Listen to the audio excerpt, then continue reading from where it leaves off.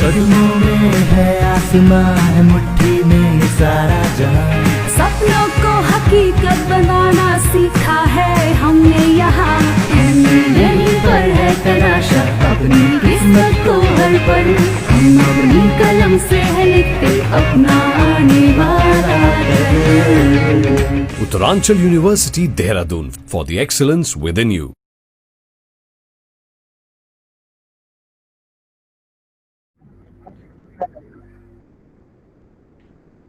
सत्र में कार्यवाहक कुलपति उत्तरांचल विश्वविद्यालय professor doctor Rajesh Bahuguna sir हम सबके साथ जुड़ चुके हैं।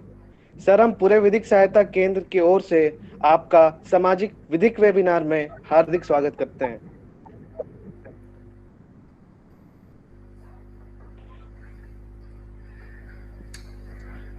प्रणाम। यो सभा में तुम्हारू बहुत बहुत स्वागत छे, अभिनंदन छे।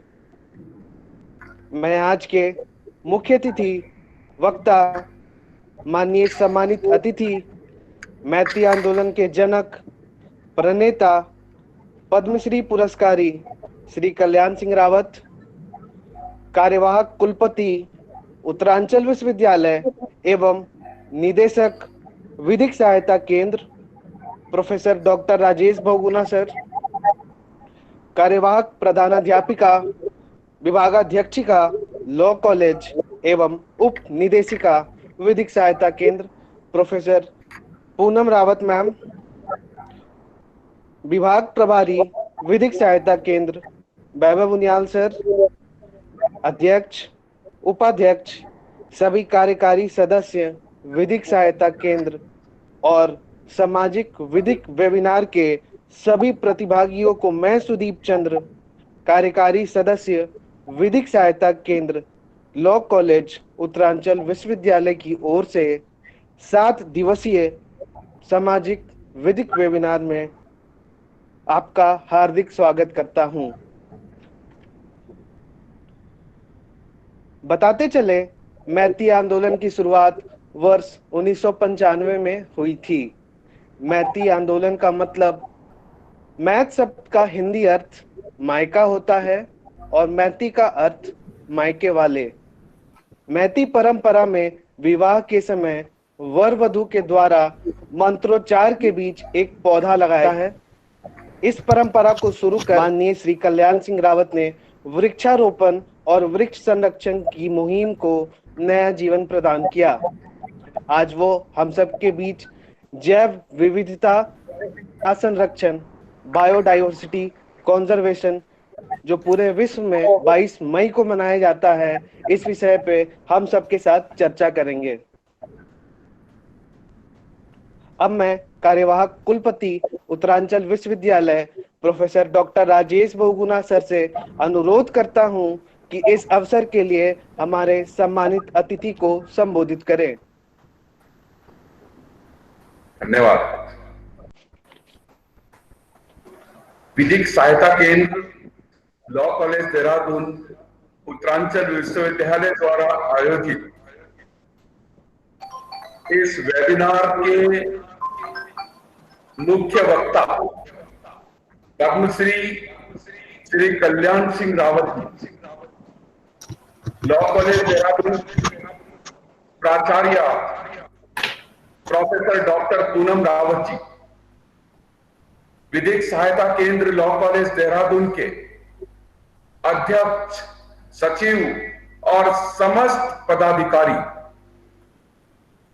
इस बहुत ही महत्वपूर्ण कार्यक्रम में भागीदारी कर रहे उत्तरांचल विश्वविद्यालय और अन्य महाविद्यालयों के छात्र छात्राओं,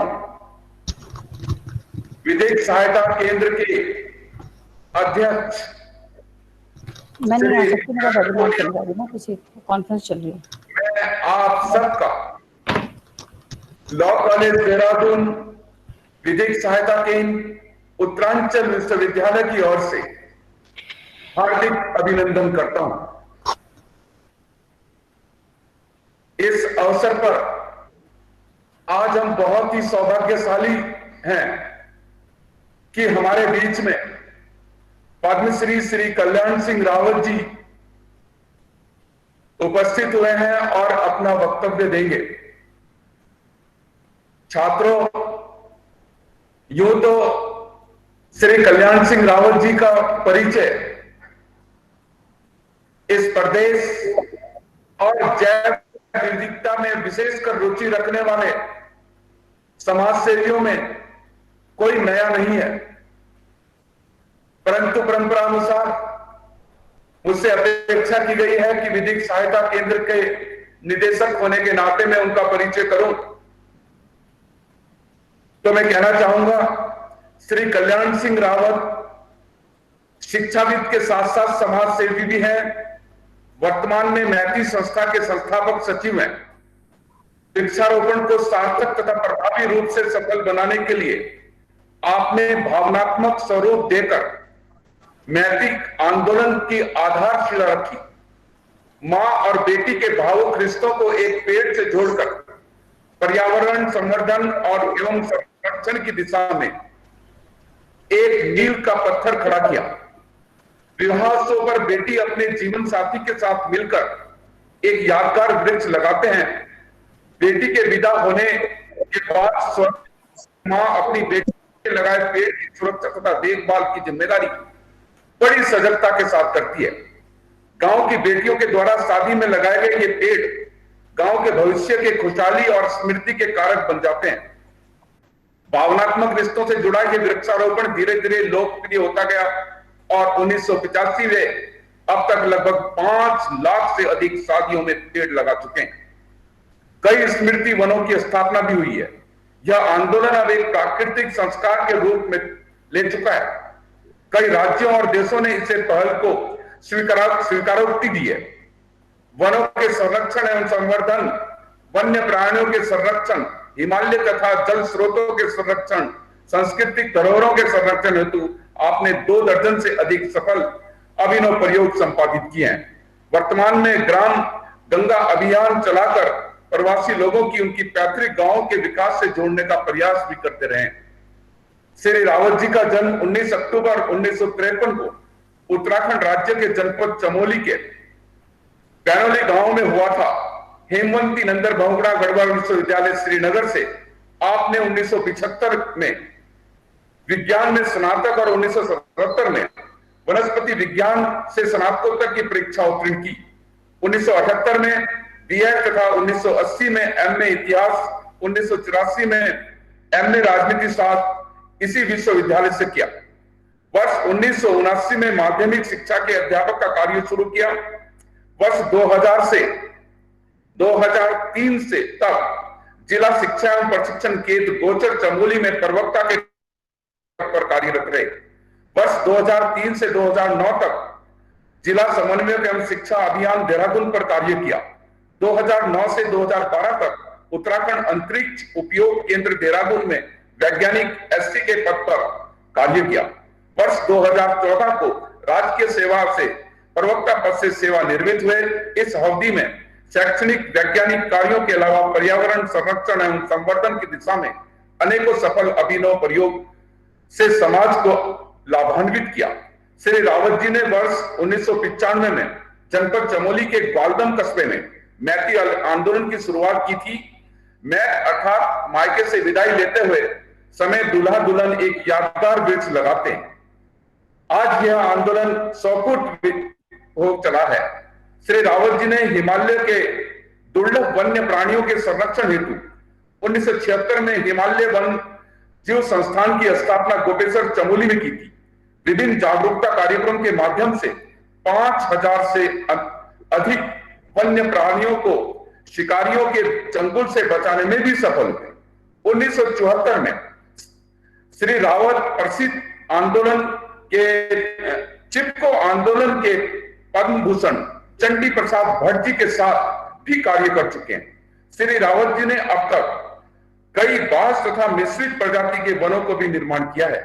वर्ष 2000 में 5 हेक्टेयर क्षेत्र में श्री नंदा देवी स्मृति मैती वन कारगिल के शहीदों की याद में शौर्य वन, गौरा देवी वन पिटक प्रमुख हैं।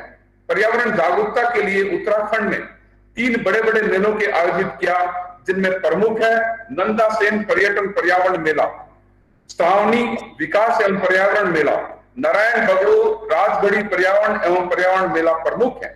श्री रावत जी ने राजगढ़ी उत्तरकाशी से स्कूल स्तर की सबसे बड़ी पौधशाला तैयार करके 40,000 पौध तैयार की, समीपवर्ती 40 गांवों के स्कूली बच्चों को देकर वृक्षारोपण कराया।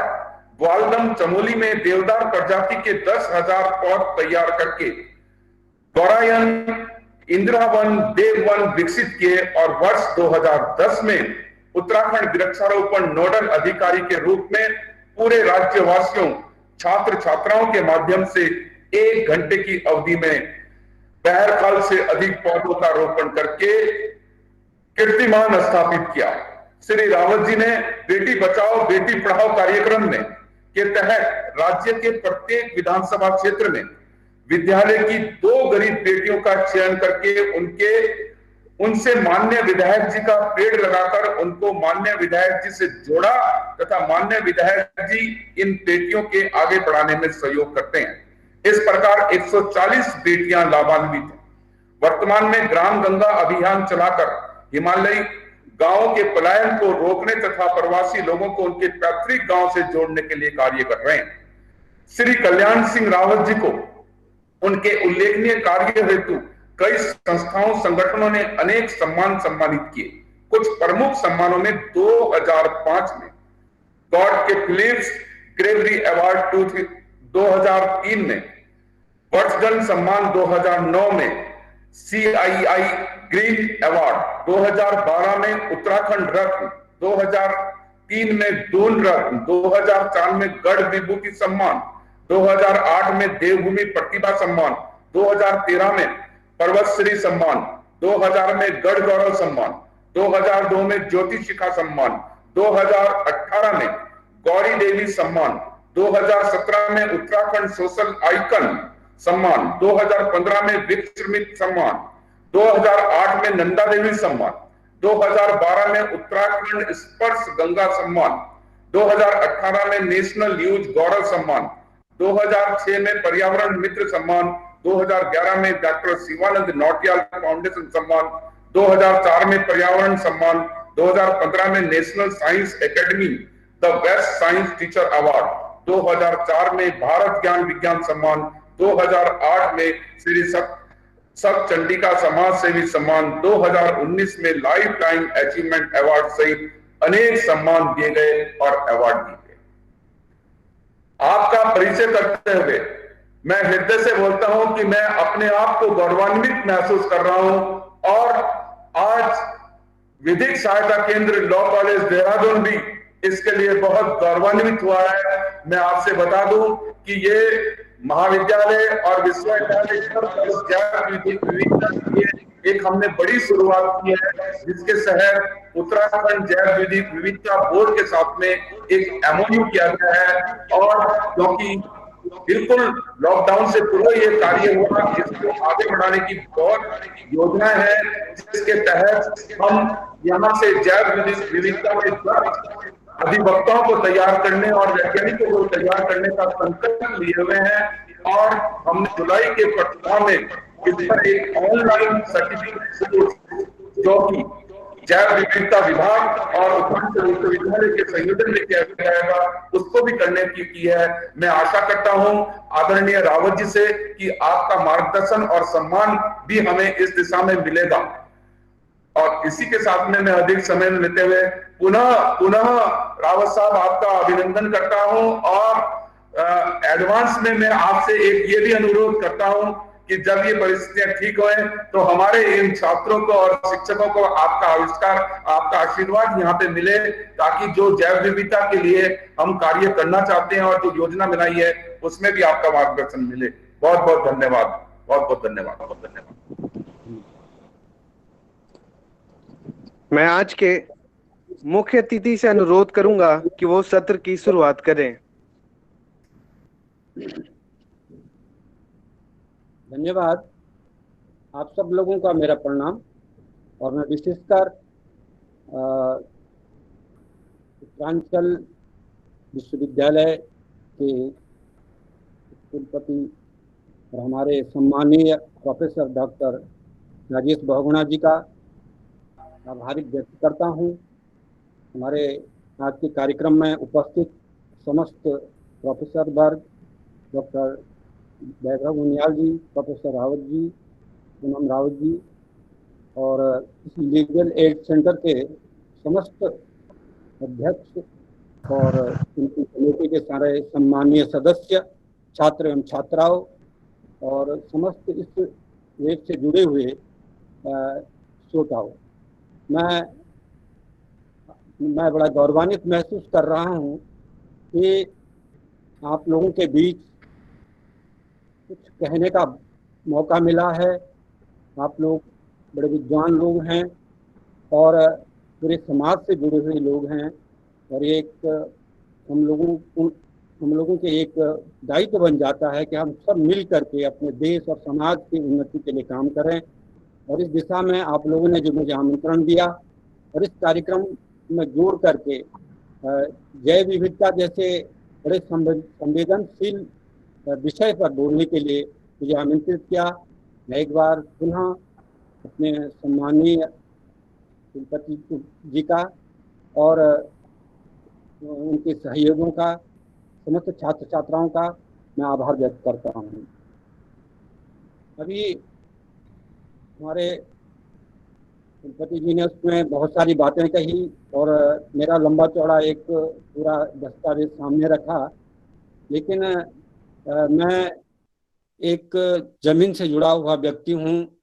अपने समाज और पर्यावरण की मुझे पहले से ही चिंता थी और इसीलिए मैंने अपने शिक्षण के साथ साथ एक सामाजिक कार्य और प्रकृति को बचाने का भी काम किया। हालांकि मैं डिग्री कॉलेज में जब पढ़ता था तो चिपको आंदोलन से एक नई शुरुआत हुई थी पर्यावरण को बचाने की और उसके बाद धीरे धीरे हमने हिमालय क्षेत्र के वन्य प्राणियों को बचाने के लिए काम किया। 1995 में फिर एक नया कॉन्सेप्ट लेकर के, मैती कॉन्सेप्ट लेकर के सामने आया और उसके लिए मैंने गांव-गांव में जाकर के काम किया। आज जैव विविधता की मुझे खुशी है कि आज जैव विविधता के उस पर हम बोल रहे हैं। 2011 में दिल्ली में एक सेमिनार हुआ था जिसमें पूरे विश्व के वैज्ञानिक और जितने भी प्रकृति प्रेमी थे वो आए थे और यूएनओ ने एक 2010 से लेकर और 2020 तक का एक दशक जैव विविधता दशक के रूप में मनाने का निर्णय लिया था और बड़ी खुशी है कि आज हम 2020 में आप लोगों के बीच जैव विविधता के बारे में हम चर्चा कर रहे हैं। जैव विविधता एक बहुत बड़ा वो है, विषय है और उसके अगर हम जाएंगे तो बहुत लंबा इसका वो है। आज तो पूरी पृथ्वी जैव विविधता के लिए काम कर रही है। जो हमारे बीच एक बहुत बड़ा संकट आ गया है उसके निवारण के लिए काम कर रही है। तो ये एक बहुत ही संवेदनशील मुद्दा है और इस तरफ हम लोगों को जाना चाहिए, हमारे नवयुवकों को जाना चाहिए, क्योंकि आज पृथ्वी कहीं ना कहीं बहुत ही ज़्यादा प्रभावित हो गई है मानवीय हस्तक्षेप के कारण, हमारी गतिविधियों के कारण। प्रकृति ने अपना एक सामंजस्य था वो कहीं खोने की स्थिति में आ गई है।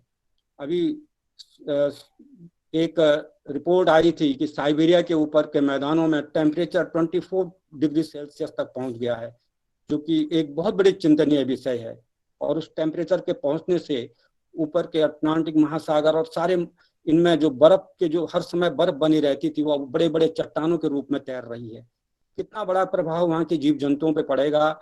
और उसी का कारण है कि आज सारे समुद्रों में जो लगातार नए नए तूफान आ रहे हैं, साइक्लोन आ रहे हैं या कई प्रकार की नई गतिविधियां प्रारंभ हो रही हैं जिससे पूरा जलवायु परिवर्तन चेंज हो गया है। ये हमारे लिए एक बड़ी चिंता का विषय है और इस पर हमें सोचना होगा और आने वाले समय के लिए काम करना होगा।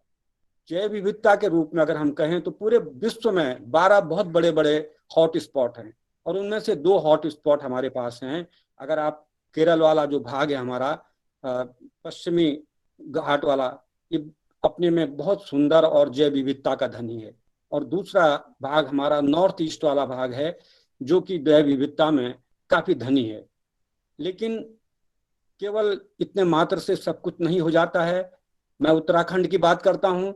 उत्तराखंड में हम लोग बहुत भाग्यशाली हैं कि हम इस भूमि पर रह रहे हैं, जहाँ की जमीन को, यहाँ के वातावरण को ऋषि मुनियों ने भी आत्मसात किया था, इसीलिए इसको देवभूमि कहा गया है। अगर हम शिवालिक की पहाड़ियों से और ऊपर हिमालय की तरफ जाएं तो इसमें विविधता दिखाई देती है। कहीं ना कहीं नीचे के जो हमारे तराई और भाबर का क्षेत्र है, उसके बाद धीरे धीरे हम चलते हैं तो मध्य हिमालय बांस बुरांस के जंगलों से आवृत होता है। फिर उसके बाद और ऊपर चलते हैं तो वहाँ फिर एक वृक्ष रेखा के बाद फिर और कुछ नहीं दिखाई देता है, और उसके बाद केवल हमें बड़े बड़े घास के मैदान नजर आते हैं, और उसके बाद हिमालय लग जाता है। तो ट्रॉपिक से सब ट्रॉपिक और उसके बाद टेम्परेट रीजन की तरफ हमारा ये एक उत्तराखंड का जो ये भूभाग है, यहाँ विविधता है। और विविधता ऐसी है कि हमारे हर क्षेत्र में अलग अलग प्रकार के जीव जंतु पाए जाते हैं। और सबसे बड़ी बात यह है कि अगर जैव विविधता की बात करते हैं तो हमें ये भी देखना होगा कि आज से 420 लाख वर्ष पहले जब इस पृथ्वी पर पहला जीव पैदा हुआ था, एक वायरस के रूप में, एक छोटे विषाणु के रूप में, और तब जाकर के धीरे धीरे उसी के द्वारा अन्य जीवों का विकास हुआ। यानी उसके बाद कुछ कोशिकाएं जमीन पे आई, उनमें क्लोरोफिल बना, उसके बाद वो स्वपोषी बने, और उनके बाद उनका पेड़ पौधों का जन्म हुआ। दूसरी कोशिकाएं थी जो दूसरी जिनमें क्लोरोफिल नहीं बन पाया था, तो उनके द्वारा जो है जीव जंतुओं का निर्माण हुआ। और ये दोनों विकास के जो लीलाएं हैं, जो इवोल्यूशन से ये आगे बढ़ते गए।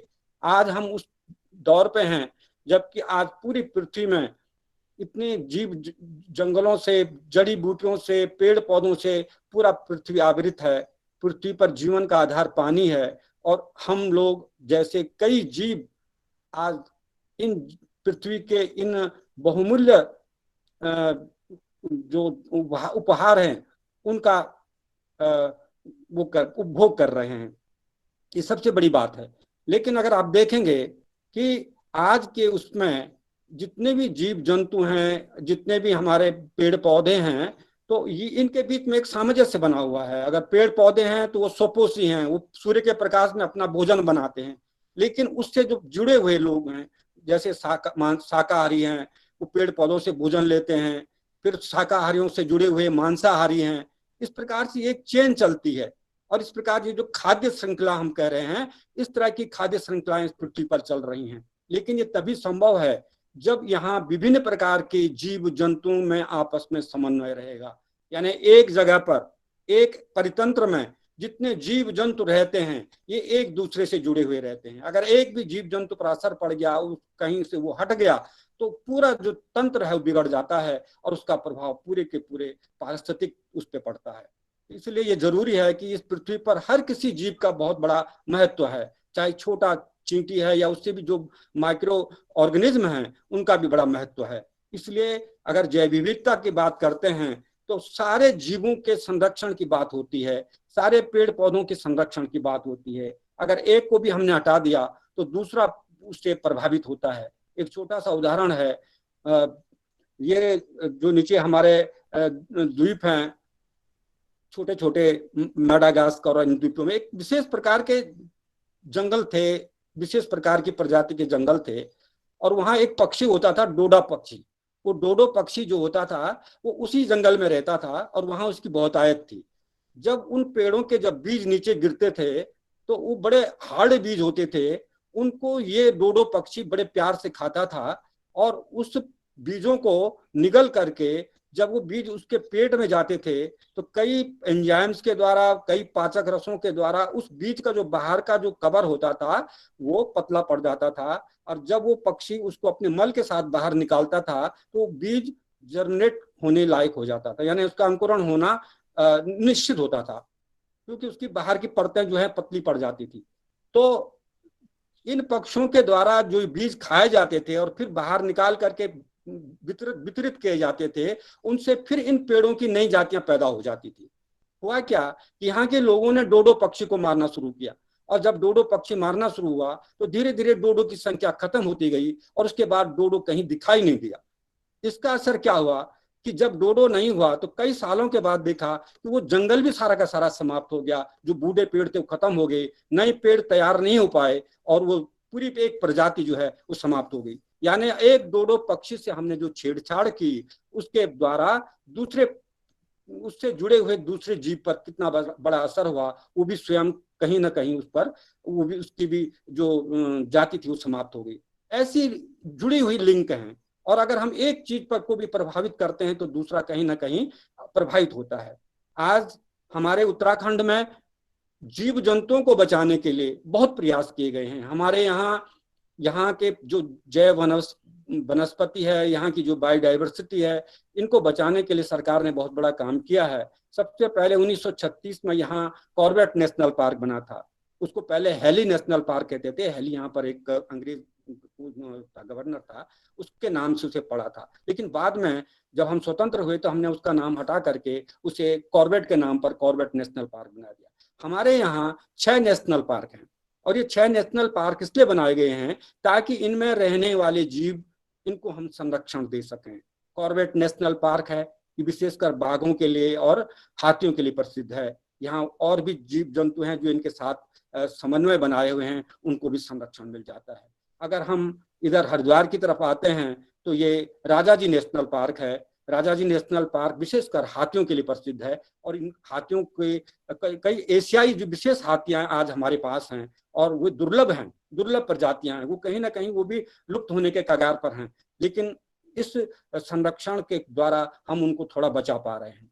अगर हम थोड़ा सा ऊपर की तरफ चलते हैं, हाइट की तरफ चलते हैं, तो गोविंद बल्लभ नेशनल पार्क है उत्तरकाशी में। वो भी जो है कस्तूरी मृग के लिए और ब्राउन बियर के लिए और एक विशेष प्रकार की एक जंगली बिल्ली होती है लुमेन, उसके लिए ये प्रसिद्ध है।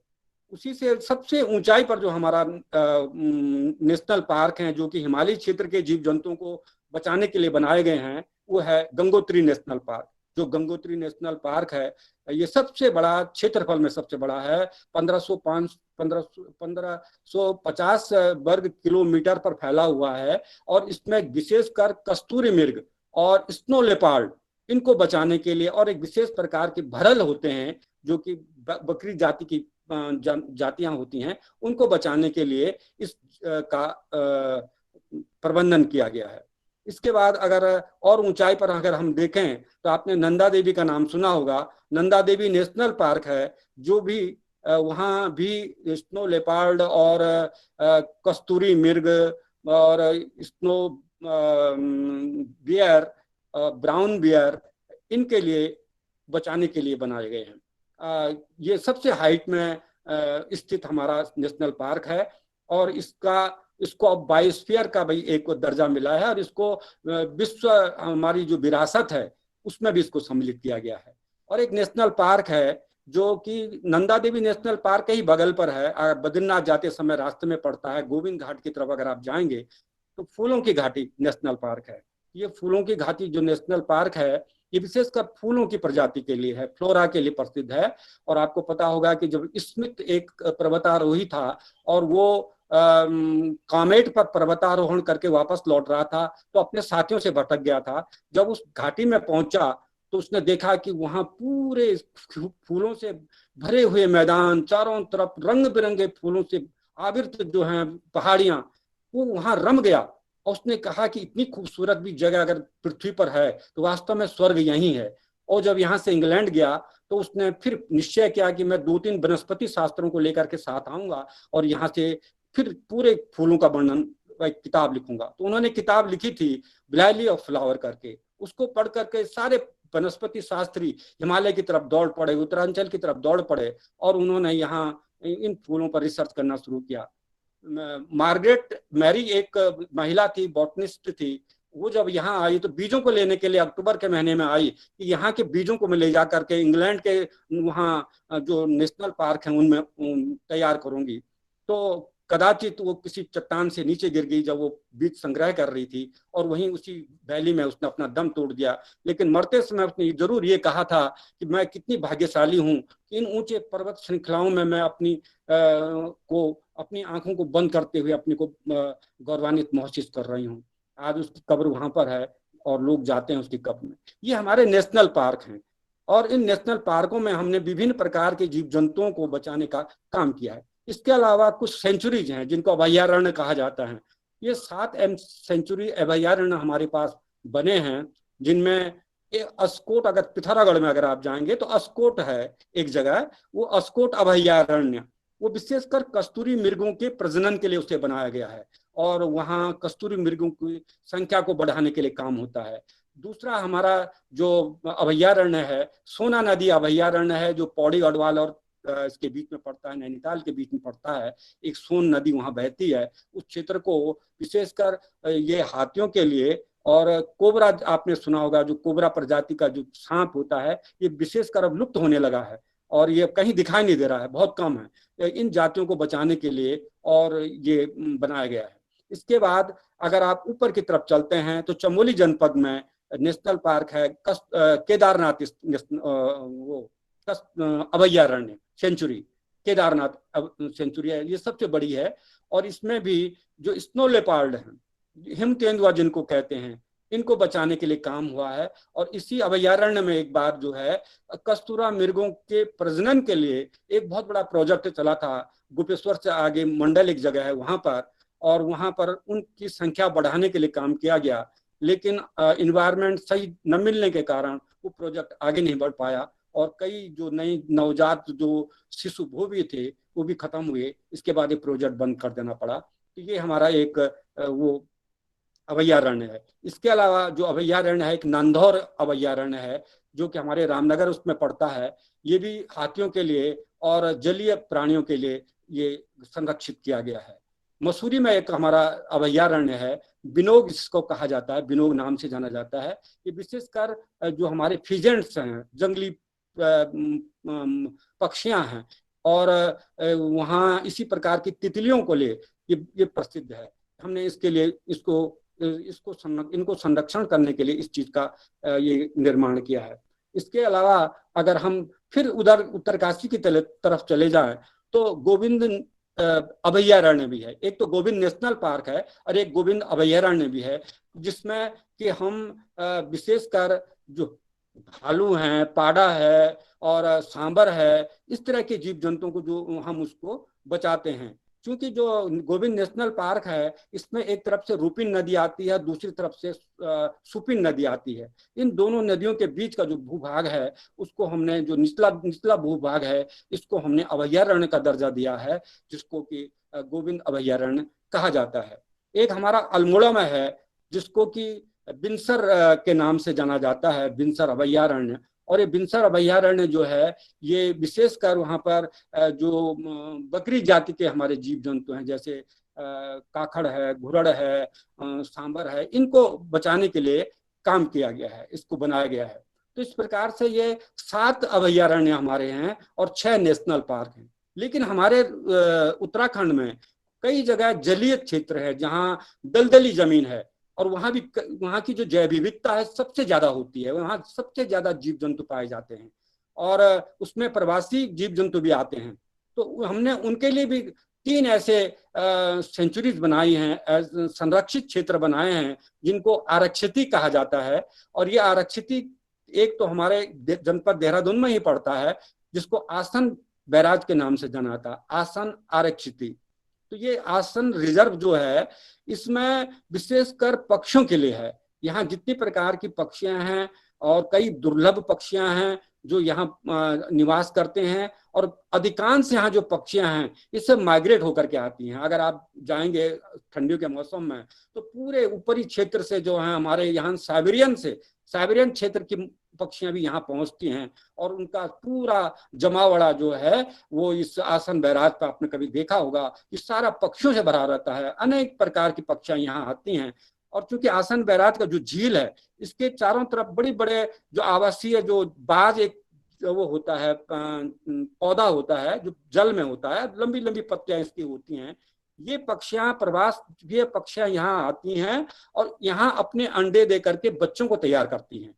ये इनका एक प्रकार से नेस्टिंग प्लेस है। और यहाँ जब बच्चे तैयार होते हैं तो जैसे बच्चे तैयार होते हैं, उड़ने वाले हो जाते हैं, तब ये फिर लौट जाते हैं और अपने बच्चों को लेकर के यहाँ से चले जाते हैं। तो इस प्रकार से ये आसन बैराज है, ये इन चीजों के लिए प्रसिद्ध है, पक्षियों के लिए प्रसिद्ध है। कई ऐसे दुर्लभ पक्षी हमारे पास हैं। आसन बैराज के ही सामने उधर एक ऐसा पेड़ है जिस पर आपको एक फिश एगल ईगल जो है वो आपको दिखाएगा। वो कई सालों से वहां उसका घोंसला है, वही रहता है, दुर्लभ जाति में माना जाता है। तो वन विभाग की उस पर बड़ी निगाह रहती है कि कोई उसे मार न दे। इस तरह से कई जीव पौधे और जीव जंतु हमारे इस आसान बैराज में जो हैं ये पाए जाते हैं और उनके लिए ये बनाया गया है। दूसरा हमारा है, अगर आप हरिद्वार में जाएंगे तो हरिद्वार से आगे जो नजमाबाद वाली रोड है उसमें एक जगह पड़ती है झिलमिल, झिलमिल आरक्षिति। जो झिलमिल रिजर्व है वो थोड़ा सड़क से 2 किलोमीटर आपको जाना पड़ता है और वहां एक बहुत बड़ी झील है। और उस झील में आपको ताज्जुब होगा कि बारहसिंगा उस झील में रहते हैं। वहां भी इसी प्रकार की वनस्पतियां, ऊंची ऊंची लंबी लंबी नुकीली पत्तियों वाली वनस्पतियां जिसको हम बाज कहते हैं, पूरा भरा रहता है। और उन्हीं के बीच में ये बारहसिंगा रहते हैं। इनकी कई दल हैं और ये वहां आपको दिखाई नहीं देंगे क्योंकि उन घास में छुपे रहते हैं और ये हमेशा पानी में रहते हैं। और ये कभी कभी जब चरने के लिए जब बाहर निकलते हैं तब दिखाई देते हैं, झुंड के रूप में निकलते हैं और तब इनके सींगों के द्वारा कि आप इनको पहचान सकते हैं। तो बड़े दुर्लभ हैं। पूरे उत्तराखंड में बारहसिंगा केवल हमारी झिलमिल आरक्षिति में पाई जाती हैं और ये उन्हीं के लिए आरक्षित किया गया है। तो ये हमारा एक दूसरा है। और दूसरा है पावलगढ़। पावलगढ़ जो है ये हमारा इधर उसमें पड़ता है, पौड़ी और इस नैनीताल के उसमें। इसमें भी ये हमारे जो दलदली जमीन वाले जितने जीव जंतु हैं उनमें जो पक्षियां हैं इनके लिए हमने इसको आरक्षित किया। तो ये 3 आरक्षिति हैं जो नम भूमि आरक्षित हम इन्हें कहेंगे, वेटलैंड के। ये हमारे सारे के सारे 3 हमारे। इस प्रकार से हमारे उत्तराखंड में जैव विविधता को बचाने के लिए ये प्रयास किए गए हैं। लेकिन ये तो गवर्नमेंट के प्रयास हैं, लेकिन हम लोगों की क्या जिम्मेदारी बनती है ये ज्यादा महत्वपूर्ण है। क्यों कि आज जो प्रकृति से हम छेड़छाड़ कर रहे हैं इसका बहुत बड़ा खामियाजा हमको भुगतना होगा। मैं आपको बता दूं कि हमारे इन जैव विविधता को जो सबसे बड़ा खतरा है वो लगातार हर साल लग रही आग से है। ये आग जो जंगलों पे लगती है और इस आग का सबसे बड़ा कारण है चीड़। जो चीड़ प्रजाति पाइनस रॉक्सीबर्गाई, इस पाइनस रॉक्सीबर्गाई का जो पेड़ है इससे पूरा उत्तराखंड भर गया है। आप लोगों को मैं बता दूं कि ये अंग्रेजों के जमाने में अंग्रेजों ने इसको पनाह दी थी इस पेड़ को, और आज चीड़ पूरा उत्तराखंड का 28% भाग हमारा ये चीड़ से ढका हुआ है। हमारा उत्तराखंड का जो सबसे हमारा जिसको हम हरा सोना कहते हैं, बांज क्वेरकस, ये आज कहीं लुप्त होने के कगार पर है। हमारी पूरी आर्थिकी, हमारी कृषि, हमारी बागवानी ये सब बांज पर निर्भर करती। बांज जैसी चौड़ी पत्ती के पेड़ पौधों पर निर्भर करती है। बांज है, अयार है, फलांट है, इन पर करती है। लेकिन दुर्भाग्य है कि आज ये सारे जंगल लुप्त के कगार पर हैं। हम इन जंगलों का रक्षण नहीं कर पा रहे हैं। इन जंगलों के बीच चीड़ के बीच पहुंच गए हैं। अब चीड़ के जंगल इनके साथ बढ़ने लगे हैं। पूरा चीड़ ने बांज के जंगलों को खा दिया है। चीड़ की पत्तियां जब गर्मियों में गिरती हैं तो बांज की पत्तियों के साथ मिलकर के ये आग को भयानक रूप देती हैं। और जब आग लगती है तो पूरे के जंगल इतने जलते हैं कि वो आग बुझाना मुश्किल हो जाता है। अब आप सोचिए, एक बांज के जंगल में आग लगने का कारण चीड़ हुआ, और जब आग लगी तो बांज एक ऐसा पेड़ है जो सहजीवी है, जिसके अंदर सबसे ज्यादा पेड़ पौधों को अपने साथ रखने की क्षमता होती है। बांज के जंगल में हर प्रकार के पौधे सरवाइव करते हैं, हर प्रकार के पौधे सरवाइव करते हैं। बांज सबको अपने अंदर पनपाता है। लेकिन उन्हीं झाड़ियों में, उन्हीं पेड़ों में हमारे विभिन्न प्रकार के जीव जंतुओं का घोंसला, उनके आवास, उनके बच्चे, उनके अंडे, ये सब रहते हैं। जबकि चीड़ के जंगलों में बायोडाइवर्सिटी कम होती है। अब इन बांज के जंगलों में जब आग लगने लगी है तो सबसे ज्यादा हमारी जो जैव विविधता प्रभावित हो रही है इन जंगलों में हो रही है। कभी जब आग लगती है, मैंने कई जंगलों में जब देखा तो जानवर जले हुए मिले, उनकी लाशें बिछी हुई थी, कहीं भाग नहीं पाए और आग की लपेटों में जल गए, उनके घोंसले जल गए, उनके बच्चे जल गए। अब आप बताइए कि ये तो जले हुए जो दिखाई देते हैं, लेकिन जो दिखाई नहीं देते हैं वो कितनी बड़ी मात्रा में एक क्षति होती होगी।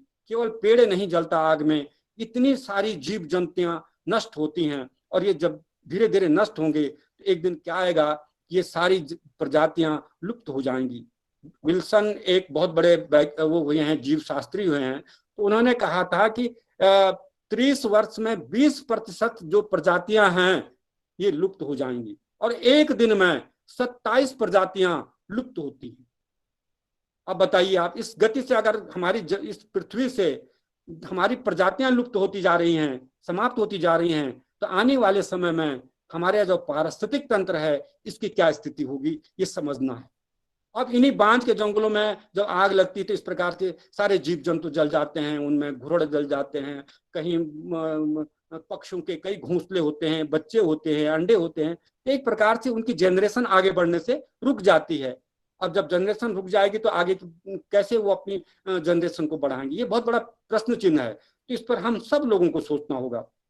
दूसरा, जो चीड़ के जंगल हैं, इनमें बायोडाइवर्सिटी कम होती है, और यही चीड़ के जंगल जो अंग्रेजों ने यहाँ पनपाए, उनको तो लीसा चाहिए था, टिम्बर चाहिए था, उनको बिरोजा चाहिए था, उनको तारपिन चाहिए था। उसके लिए तो ये देवता स्वरूप पेड़ था उनके लिए, ये चीड़, और इसीलिए उनको तो अपना इकोनॉमी बढ़ानी थी, अंग्रेजों को तो यहाँ से लूट के ले जाना था, इसलिए उन्होंने इन पेड़ों को यहाँ महत्व दिया, इनको खूब फैलाया। और उसके बाद भारत सरकार ने 1980 में एक अधिनियम लाए कि 1000 मीटर से ऊपर कोई भी पेड़ नहीं काटा जाएगा, और 1000 मीटर से ज्यादा ये चीड़ ही होता है। तो सबसे ज्यादा बेनिफिट किसको हुआ? चीड़ को हुआ। चीड़ कटने से रुक गया और चीड़ ने अपनी संख्या बढ़ानी शुरू कर दी। आप जानते हैं चीड़ कितना जल्दी डिस्पर्सल होता है, उसके जो बीज होते हैं, जब कोन होता है उसमें से जो बीज निकलते हैं, और वो पंख वाले बीज होते हैं, दूर दूर तक उड़ते हैं, और जहां कोई नहीं उग सकता है वहां चीड़ उग जाता है, इसलिए ये ज्यादा सर्वाइव करता है। और इसीलिए चीड़ ने पूरे हमारे उत्तराखंड के बांझ के जंगलों को, मिश्रित जंगलों को ले लिया है। ये बहुत बड़ी समस्या है। सरकार अब जागी है, अब सुप्रीम कोर्ट में गई है और कह रही है कि हम इन चीड़ के जंगल को काटने का हम सुप्रीम कोर्ट से आदेश लेते हैं, नहीं तो हमारे जंगल सब खत्म हो जाएंगे, हमारी बायोडाइवर्सिटी खत्म हो जाएगी।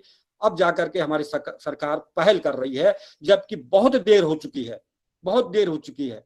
अब हम कह रहे हैं कि हमारे गांव में लोगों को रहने के लिए मकाने नहीं हैं, लकड़ियां नहीं हैं।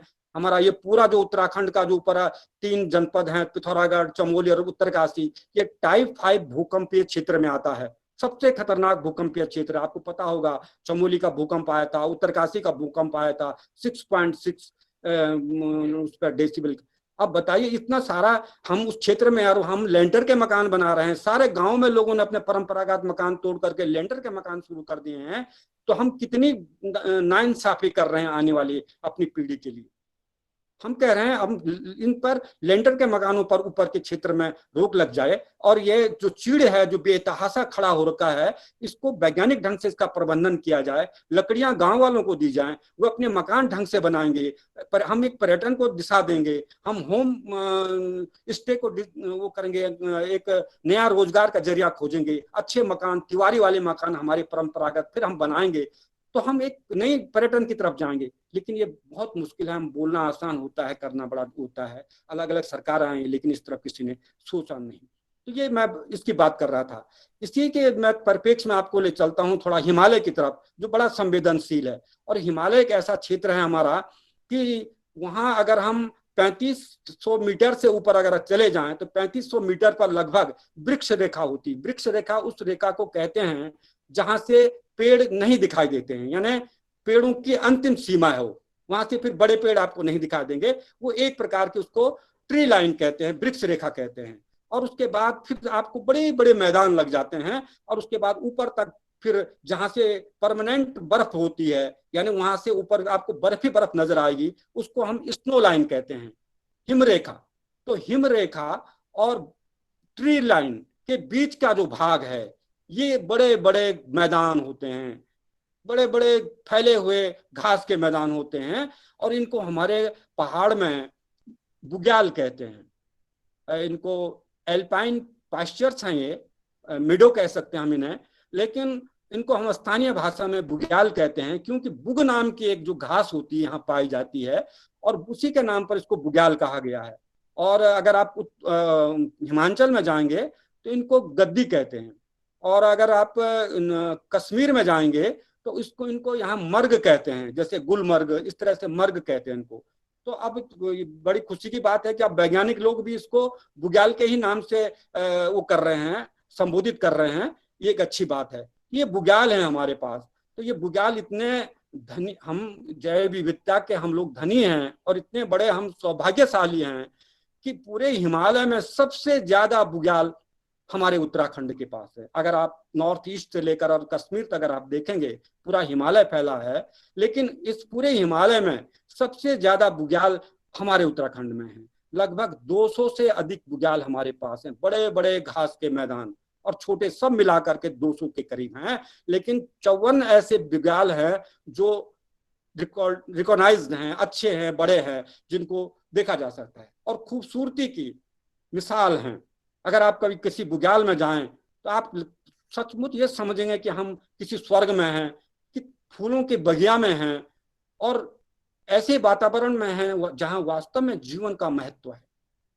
और ये बुग्याल, इन बुग्यालों में पूरी जड़ी बूटियां भरी पड़ी हैं, एक से एक प्रकार की जड़ी बूटियां हैं। उनमें सालम पंजा है, डोलू है, कुटकी है, कुट है, जटामासी है, आपका लाल छड़ी है, मैरीगोल्ड है और निर्वसी है। ये इस प्रकार के जो बहुत ज्यादा महत्वपूर्ण की जो जड़ी बूटियां हैं, ये वहां हैं। अगर आप कहें कि हनुमान जी को, जब लक्ष्मण जी को शक्ति लगी थी तो हनुमान जी को भेजा गया था कि हिमालय में जाकर के आप संजीवनी लेकर के आओ, तो आप संजीवनी लेने के लिए कहाँ आए थे? हनुमान जी किसी और हिमालय में नहीं, वो उत्तराखंड के हिमालय में आए थे और द्रोणागिरी पर्वत पर जाकर के उन्होंने संजीवनी को लेकर के, जो पहचान नहीं पाए तो पूरा पर्वत ही उठा करके ले गए और ले जा करके तब उन्होंने जो सुषैण वैद्य थे वहां लंका में, श्रीलंका में, तो उनसे कहा कि अब तुम ही खोजो, मुझे तो पता नहीं चल रहा कि कौन सी संजीवनी बूटी है। तो ये संजीवनी बूटी यहाँ थी। आज द्रोणागिरी गांव के लोग इस गुस्से में हनुमान की पूजा नहीं करते। ये बड़ी वो है विडंबना। देखिए आप, कितना प्यार था इन लोगों को अपने प्रकृति से। द्रोणागिरी जी के लोग कहते हैं कि जब हनुमान जी हमारा इतना बड़ा नुकसान कर गए तो आप हनुमान को क्यों पूछे? आपको जोशीमठ से ऊपर हनुमान नहीं मिलेंगे कहीं, नहीं, कोई पूजा नहीं होती वहां। हालांकि उनके अंदर श्रद्धा तो है लेकिन वो पूजा नहीं करते। ये इसके पीछे एक रहस्य है। तो ये सारे जड़ी बूटियों से भरे पड़े हमारे बुग्याल हैं। अगर मैं बुग्याल आपको थोड़ा सा आइडेंटिफाई करना चाहूंगा कि कैसे कैसे बुग्याल हमारे पास हैं, अगर उसमें जाएंगे आप पिथौरागढ़ में तो ब्यास घाटी है, चौदास घाटी है हमारी, वहां से आपके मरतोला घाटी है, जोहार घाटी है, बड़े बड़े बुग्याल यहाँ फैले हुए हैं। तो इनमें इन बुग्यालों को आप देखेंगे तो क्या वनस्पतियां, विभिन्न प्रकार की वनस्पतियां। आपने आजकल एक नाम सुना होगा कि यार्सी गोम्बू एक पौधा जिसको कीड़ा जड़ी कहते हैं। ये कीड़ा जड़ी यहाँ पर इन बुग्यालों में बहुत पाई जाती है। आजकल सारे लोग वहां चले जाते हैं और उसको खोजते हैं। ये एक प्रकार की वनस्पति और जंतु का मिला हुआ रूप है। यानी एक कीड़ा होता है, जैसे गोबर में सफेद कीड़ा आपको दिखाई देता है, उसी तरह का बुग्यालों में पाया जाता है। और उसके अंदर एक फंगस पैदा होता है। वो फंगस धीरे धीरे बढ़ते हुए उसके सिर से बाहर निकलता है। जब वो सिर से बाहर निकलता है तो कीड़े की मृत्यु हो जाती है और वो फंगस आगे बढ़कर के पेंसिल की तरह जमीन से बाहर ब्राउन कलर में बाहर निकल आता है। और लोग इसको खोजने जाते हैं, बस उसको कहीं ठूंठ जैसा देखा नहीं, उसको कीड़े सहित निकाल लेंगे। और हम कहते हैं ना, सहजीविता का कितना बड़ा उदाहरण है। कीड़ा हटा दिया तो उसके तत्व खत्म है, कीड़े उसके साथ रहना चाहिए। और वो आज कई लाख रुपया किलो बिक रहा है, लेकिन भारत सरकार ने उस पर प्रतिबंध लगा रखा है। तो केवल सरकारी उसका दोहन करती है। आज सबसे बड़ा आयात चीन है इसका, जो अपने खिलाड़ियों को खिलाता है इससे पावर बढ़ाने के लिए। इसमें डोप टेस्ट भी नहीं आता, इसीलिए इनके खिलाड़ी इतने तक में जीत करके लाते हैं। ये अब पता चला। ये अब हमें, जब हमने इसलिए 90 के दशक में हमें ये पता चला कि ये कीड़ा जड़ी भी यहाँ होती है, तब हमको मालूम पड़ा कि इस हिमालय में क्या नहीं है। तो ये बुग्याल हैं। अगर आप चमोली में आए, सबसे ज्यादा बुग्याल हमारे चमोली में है। आपका राजा बुग्याल है, नवाली बुग्याल है, बैदनी बुग्याल है, आली बुग्याल है, भूना बुग्याल है, गुरसों बुग्याल है, कुंवारी बुग्याल है। उसके ऊपर आप चले जाएंगे फिर फूलों की घाटी है। उसके बाद रुद्रनाथ बुग्याल है, तुंगनाथ बुग्याल है। इसके बाद आप ये ऊपर कल्पेश्वर की तरफ चले जाएंगे, जहां पर चौथा वो कहा जाता है शिव जी का कल्पेश्वर, जहाँ जटा की पूजा होती है। 5 केदार हमारे यहाँ माने जाते हैं, 5वां केदार हमारे यहाँ कल्पेश्वर है, जहाँ शिव जी की जटाओं की पूजा होती है। तो उससे आगे ऊपर है बंसी नारायण बुग्याल है, मनपाई बुग्याल है। उसके बाद आप चले जाएंगे तुंगनाथ बुग्याल है। इस तरह से अगर आप उत्तरकाशी की तरफ, टिहरी की तरफ जाएंगे, पंवाली कांठा बुग्याल है। उसके बाद उधर गांधी सरोवर के ऊपर बुग्याल है। आपका उधर ये उत्तरकाशी में अगर आप चले जाएंगे, हर की दून बुग्याल है, दयारा बुग्याल है, कितने बुग्याल है हमारे पास। और ये बुग्याल ऐसी जड़ी बूटियों से भरे पड़े हैं, अनंत ऐसी बूटियां हैं जिनका कहीं मतलब हमको पता ही नहीं है कि वो कितनी दिव्य बूटियां हैं। अभी कहते हैं कि रामदेव जी ने जो है वो कोरोना की दवाई निकाल दी। ये सारी जड़ी बूटियां तो हैं। पहले हमारे ऋषि मुनि क्यों आए उत्तराखंड में? इसीलिए आए कि यहाँ की जो जमीन है, यहाँ के जो बुग्याल हैं, इनमें इस प्रकार की दिव्य जड़ी बूटियां हैं, इनका संरक्षण किया जाना चाहिए। जब आप बुग्यालों में जाने का टाइम होता है, जब अगस्त लास्ट और सितंबर पहले में सप्ताह में अगर आप जब जाएंगे, तब देखिए आप उन बुग्यालों की रौनक। कहीं मैरीगोल्ड खिला हुआ है, कहीं पर हिमालयन पॉपी है, कहीं पर एनीमोन है, कहीं पर पोटेंटेला है, कहीं पर पॉलीगोनम है, कहीं पर मेरिना है। वो पूरा मतलब इतना लगता है कि मैं पाँव कहाँ पर रखूं। कहीं नीले पीले फूल सारे खुले। हिमालय की तरफ जाएंगे तो वहां पर फिर हमारे कमल मिलते हैं, हमें ब्रह्म कमल मिलता है। उसके बाद और ऊपर जाएंगे तो फैन कमल मिलता है। उसके ऊपर और जाएंगे तो हिम कमल मिलता है। ये 3-4 प्रकार के कमल हमारे पास होते हैं। बुरांस देखिए आप, बुरांस हमारा राज्य पेड़ है। नीचे की तरफ सुर्ख लाल रंग के बड़े पेड़ मिलते हैं। जैसे जैसे आप ऊपर की तरफ जाते हैं, बुरांस में चेंज आता है। तुंगनाथ की तरफ जाएंगे, बुरांस का पेड़ छोटा हो जाता है, उसमें थोड़ा बैंगनी टाइप के फूल लगते हैं।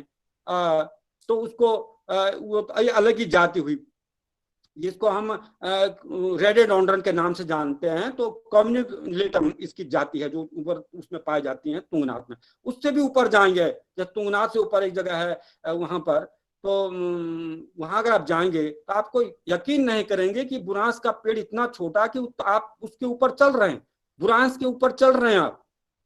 इतना छोटा पौधा हो जाता है बुरांस का, और हल्के पीले रंग के फूल लगते हैं। इस तरह की एक ही जाति हमारी इतनी वैरायटी में बदल जाती है। तो ये सारे जो बुग्याल हैं, इनमें जो इस प्रकार की जड़ी बूटियां हैं, इनका संरक्षण कैसे होगा?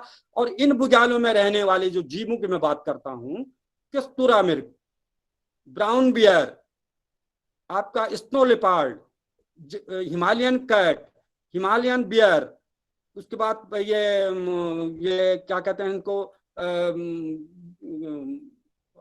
आइसबैक्स, उसके बाद घुरड़ और हिमथार, मुनाल, ये सारी ऐसी दुर्लभ जातियां हैं जो इन बुग्यालों में रहते हैं और यहाँ की जड़ी बूटियों को वो करती हैं, उनका वो करते हैं। लेकिन दुर्भाग्य है कि आज हमारे पास कस्तूरी मृग, हमने अपना राज्य पशु बनाया है, लेकिन कस्तूरी मृग अब कुछ ही गिनती के रह गए हैं। सारे हिमालय में तस्करों का जाल है।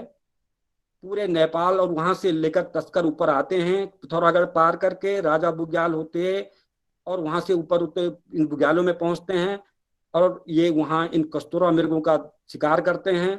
और शिकार करके ऊपर ही ऊपर, जब तक यहाँ के वन विभाग को सूचना मिलती है, यहाँ की सरकार को सूचना मिलती, तब तक ये कई कस्तूरों का मृग का वध करके उनकी खाल, दांत, और उसमें एक वो होती है बहुमूल्य नाभिक में एक थैली होती है, जो नर कस्तूरी होता है उसके नाभिक में एक थैली होती है जो पित्त रस उसमें होता है, बड़ी खुशबू से निकलती है, और उसी का बहुत बड़ा मार्केट होता है बाजार में। वो कई रत्ती जैसे सोने से भी ज्यादा महंगा बिकता है। उसके लालच में ये सब कस्तूरी मृगों का एक विनाश हो गया है। और दूसरा, कुछ लोग हमारे जो लोकल वो हैं शिकारी हैं, वो क्या करते हैं कि जैसे ही वहाँ बुग्यालों में घास सूखने लगती है सितंबर अक्टूबर के महीने के बाद, ये वहाँ आग लगा देते हैं। और आग लगाने से क्या करते हैं कि जानवरों को हांका लगा करके, ये जब एक तरफ पूरा आग लगा देंगे, दूसरे तरफ से हांका लगाएंगे, और इस प्रकार वो कई जानवरों को एक साथ मार लेते हैं। ये भी एक होता है कि आप देखेंगे कि सर्दियों से पहले पूरे हिमालय के बुग्यालों में आग लगी रहती है। किसने लगाई, क्यों लगाते हैं, ये कौन देखेगा इनको? क्या हम इतने संवेदनशील नहीं है कि हमें अपने इन बुग्यालों को बचाना होगा? आज हम गंगा की बात करते हैं ना, कि गंगा हमारी माँ है। गंगा में वो माँ का तत्व क्या है, क्यों है वो माँ हमारी? क्योंकि उस माँ के अंदर ऐसे तत्व हैं जो जीवन देते हैं, जीवनदायिनी है। और मैं अगर इसमें थोड़ा सा इसकी हल्की व्याख्या करना चाहूंगा कि गंगा उस क्षेत्र से निकलती है जिसमें से 52 बुग्यालों का पानी आता है, इसलिए गंगा जीवनदायिनी है। सबसे ज्यादा बुग्यालों का पानी गंगा में आता है। अलकनंदा और भागीरथी की जो सहायक नदियां हैं, ये सारे इन 52 बुग्यालों का जो है रस लेकर के, भाई हिमालय से बर्फ पिघलती है, बर्फ बुग्यालों में, आप कभी बुग्यालों में जाएंगे तो ऐसा लगता है कि नीचे पानी है। वो पानी जो है, जो हिमालय से पिघल करके जो पानी आ रहा है, वो उन जड़ी बूटियों के स्पर्श करते हुए जाता है। पत्तियां, उसके पूरा परागकण गिरे, वो भी पानी में, जड़ों से होता हुआ उसके तत्व मिले, तो पुष्प जो वहां की जो दिव्य जो औषधियां हैं, उनके सारे फूल से लेकर और जड़ तक के जो तत्व हैं, वो पानी के साथ मिल करके छोटे छोटे धार गदेरों से होते हुए अंततः बड़ी नदियों में पहुंचते हैं। और जब उन बड़ी नदियों में पहुंचते हैं तो उन नदियों में ये सारे बुग्यालों का जो तत्व है ये उनमें आ जाता है। इसलिए कहते हैं कि गंगा का पानी सड़ता नहीं है। सड़ने का मतलब तो ये नहीं है, लेकिन उसको इतना महत्व क्यों दिया गया? इसलिए महत्व दिया गया कि हिमालय के इन बुग्यालों से होकर के ये आती हैं, निसृत होती हैं और वो जीवन हमको देती है। हम कितने वो हैं कि हम उस अमृत को पहचान नहीं पा रहे हैं। हमने उस नदियों में प्रदूषण फैला दिया, सारे अपने शहरों का कूड़ा डाल दिया, अपने शहरों का जो गंदा नाला है सब उसमें डाल दिया। अब इन तत्वों का जो गंगा ला रही है हिमालय के तत्वों को लेकर के हमें देने के लिए, हमने उसको जब इतना मैला कर दिया, इतना प्रदूषित कर दिया, तो फिर गंगा कहाँ रही? फिर गंगा में वो तत्व कहाँ रहे? ये हमें समझना होगा कि गंगा को अगर बचाना है, उसकी आत्मा को बचाना है, तो हमें बुग्यालों को भी बचाना होगा। बुग्यालों की जो जैव विविधता है उसको भी बचाना होगा, उसके लिए काम करना होगा। क्योंकि आज बुग्यालों में कई प्रकार के वो आ गए हैं, स्थितियां पैदा हो गई हैं। आप देखेंगे कि जंगलों पे जब लगातार आग लगी, इस साल तो नहीं लगी जंगलों पे आग, क्योंकि इस साल थोड़ा सा वो आ गई थे, लेकिन जब आग लगती है तो सारा धुआं कहाँ जाता है? हिमालय में। इतने वाहन चल रहे हैं यात्रा में, लाखों लाखों वाहन चलते हैं, उनसे निकलने वाला धुआं हिमालय में जाता है। फैक्ट्रियों का धुआं हिमालय में जाता है। जनसंख्या बढ़ गई, कार्बन डाइऑक्साइड हिमालय में जा रहा है। Carbon dioxide, carbon monoxide, sulphur dioxide, ये सारे तत्व हिमालय की तरफ जब जाते हैं, इनका प्रभाव ग्लेशियरों पर पड़ता है। ग्लेशियर तेजी से पिघलने लगे हैं। कई ग्लेशियर 1-2 किलोमीटर पीछे खिसक गए हैं। गंगोत्री ग्लेशियर कितने किलोमीटर पीछे खिसक गया है? अब जब ग्लेशियर ही नहीं रहेगा तब पीछे कहाँ खिसकेगा? तब ना भगीरथी होगी, ना अलकनंदा होगी, ना गोरी होगी, ना काली होगी। तो ये सारी नदियां जो है इन ग्लेशियरों से निकलती हैं। इन ग्लेशियरों को हम तभी बचा सकते हैं जब वायुमंडल में प्रदूषण न हो। और दूसरा क्या है कि आज हिमालय क्षेत्र में इसलिए वो हो रहा है, प्रदूषण हो रहा है, कि वहां हमारी नवयुवक जा रहे हैं और डैग लेके जा रहे हैं, वहां ड्रामा कर रहे हैं, नाच रहे हैं, और कई लोग वहां पिकनिक मना रहे हैं, सारे बोतलों को वहां फोड़ रहे हैं, सारा कूड़ा वहां छोड़ जा रहे हैं। हम अपने इस जीवन दायिनी बुग्यालों को क्यों बर्बाद कर रहे हैं? वहां के जानवरों को क्यों, कितना बड़ा असर पड़ रहा होगा? ये बहुत बड़ा चिंतनीय विषय है। ये जैव विविधता का विषय बहुत लंबा चौड़ा है। मैं ज्यादा न जा करके, क्योंकि समय कम है, जो टाइम बाउंड समय था, मैं उसी के अनुसार चलना चाहूंगा, क्योंकि इस पर अगर बोलते जाएंगे तो बहुत पूरा कई दिन लग जाएंगे। जैव विविधता और यहाँ जो कुछ हमारे उत्तराखंड में हो रहा है, जो मानवीय हस्तक्षेप हो रहा है, जिसको बचाने की जरूरत है, हमें समझने की जरूरत है। और इसके लिए विशेषकर हम लोगों को आगे आना होगा। केवल हम सरकार का मुंह न देखें। हम नवयुवक हैं, हमारे लोग, हमारे जो स्कूलों में पढ़ रहे हैं, यूनिवर्सिटी में जो हमारे विद्वान बच्चे पढ़ रहे हैं, उनको सोचना होगा कि अगर हमें जिंदगी चाहिए तो हमें पहले अपनी इस प्रकृति को बचाना होगा। और प्रकृति क्या चाहती है, ये डाउनलोड के समय आप लोगों ने देख लिया होगा कि इसमें प्रकृति ने जो रूप हमें दिखाया है लॉकडाउन के समय, इस लॉकडाउन के समय जो जिस तरह की पृथ्वी हमें दिखाई दी, क्या काश कि हम इस तरह के पृथ्वी को बचा पाएंगे? क्या आने वाले समय में हम प्रदूषण इतना कम कर पाएंगे? अगर नहीं कर पाएंगे तो फिर हम अपनी आने वाली पीढ़ी को क्या सौंपेंगे? किस तरह से हम अभिमान से कह सकेंगे कि हमने इतनी सुंदर प्रकृति बना करके, संवार करके हम अपनी नई पीढ़ी को सौंप रहे हैं, और उनको हम ये प्रेरणा दे रहे हैं कि तुम यही इस पृथ्वी को बचा के रखिए। तो ये सब कुछ है। मैं अंत में मैं आदरणीय प्रोफेसर हमारे कुलपति जी राजेश बहुगुणा जी का मैं आभारी व्यक्त करता हूँ। हमारे वैभव उनियाल जी हमारे आदरणीय प्रोफेसर हैं, उनका भी मैं आभार व्यक्त करता हूँ। हमारे प्रोफेसर पूनम राउत जी हैं, और सभी स्टाफ के जो हमारे प्रोफेसर विद्वान साथी वहाँ बैठे हैं। लीगल एड सेंटर का मैं आभारी हूँ कि उन्होंने मुझे ये मंच दिया, मेरी बात सुनी, और कहने को तो बहुत कुछ था, लेकिन इस सीमित समय में हम थोड़ा बहुत आपस में अब बात कर सकें, कुछ अपनी प्रकृति और समस्याओं को समझ सकें, मैं समझता हूँ कि ये हमारे लिए बहुत बड़ा एक अच्छा अवसर होगा।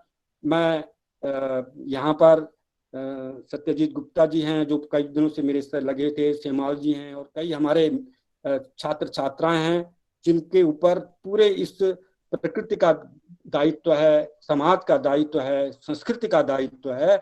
ये हमें समझना होगा, इसकी तरफ हमें कदम रखना होगा, क्योंकि याद रखें, अगर किसी देश को बर्बाद करना है तो सबसे पहले उसकी संस्कृति को बर्बाद कीजिए, वो देश अपने आप गुलाम हो जाएगा, ये इतिहास गवाह है इसका।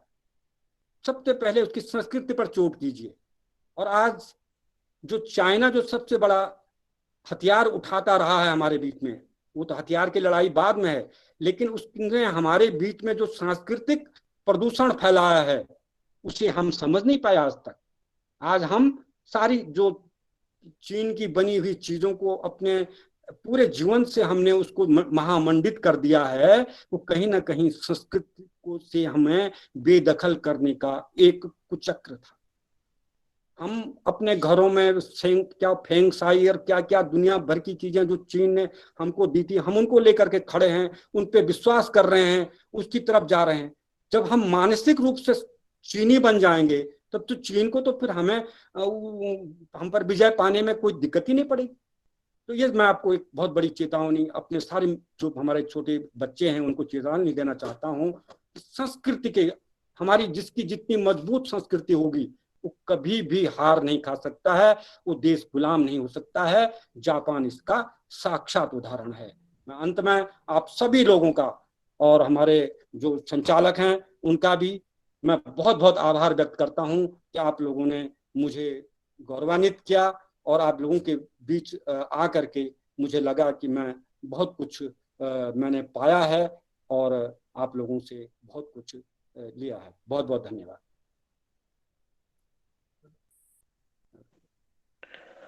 अब प्रश्नोत्तर सत्र के साथ शुरू करेंगे।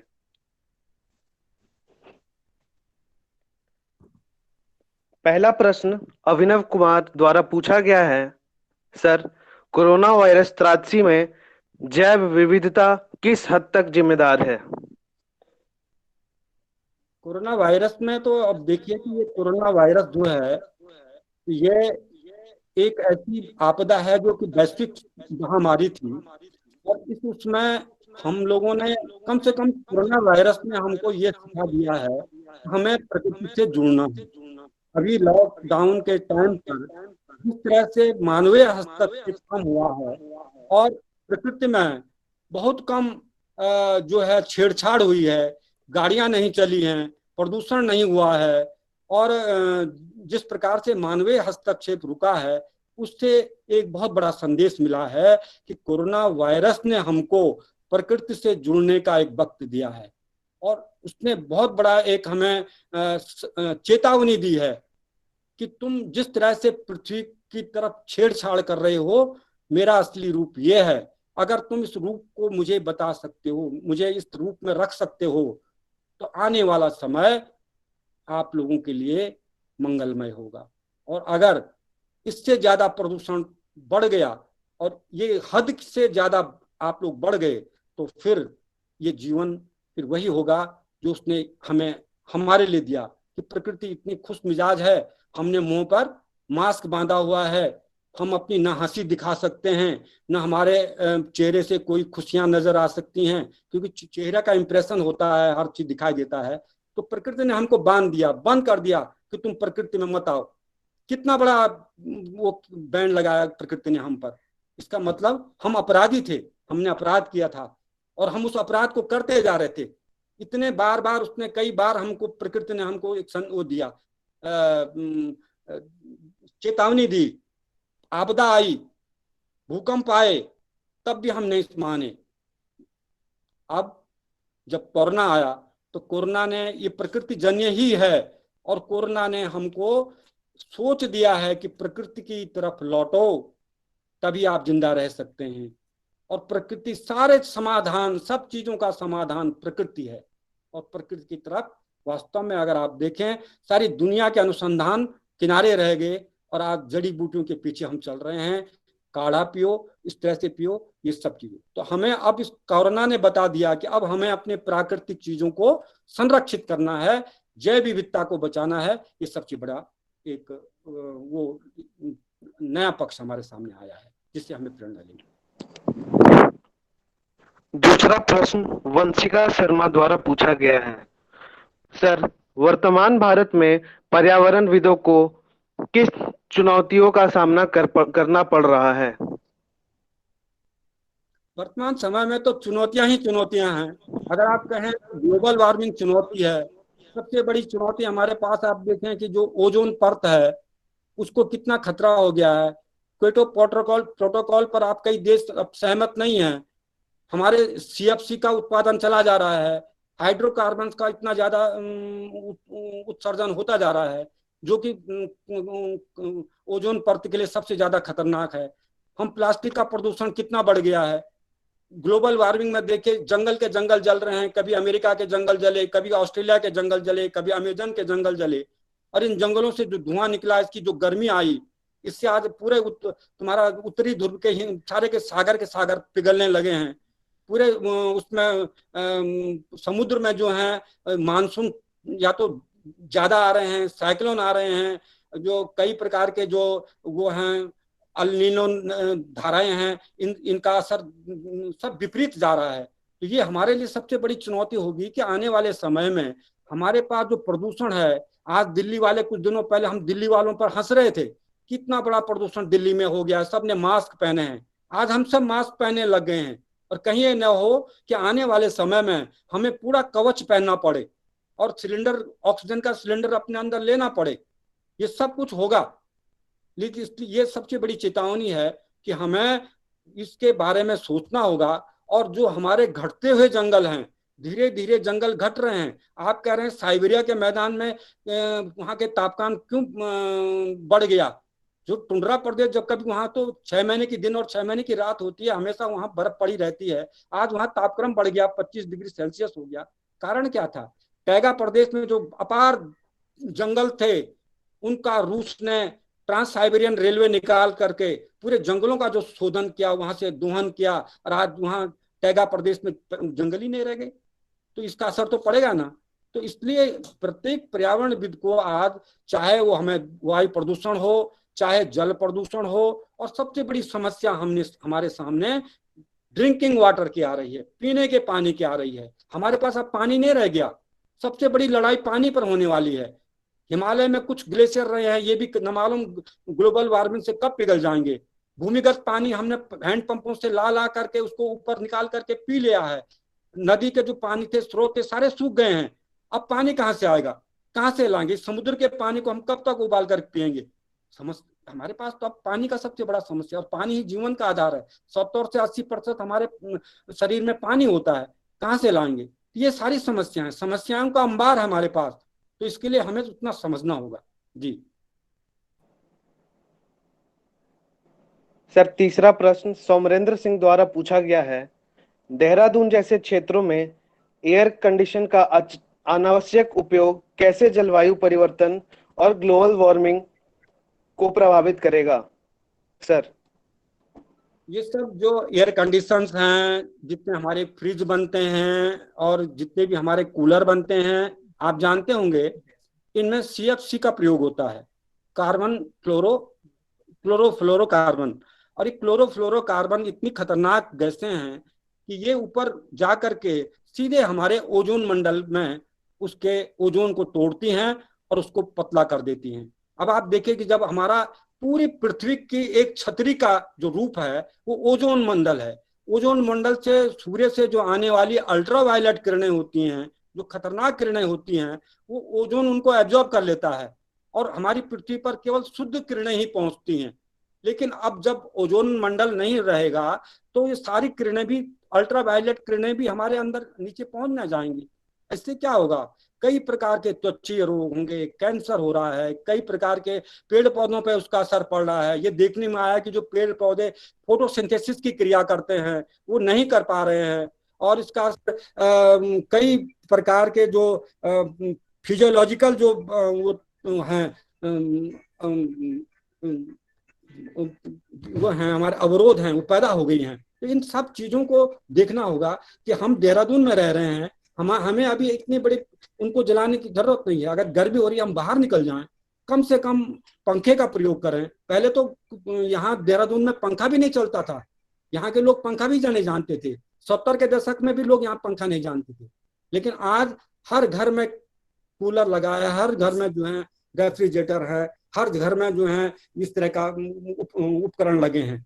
तो हमें वास्तव में इस तरफ देखना होगा कि हम कम से कम इनका प्रयोग करें, और जब हम इनका कम से कम प्रयोग करेंगे तो हम कहीं ना कहीं प्रकृति के साथ एक ईमानदारी से काम कर रहे होंगे।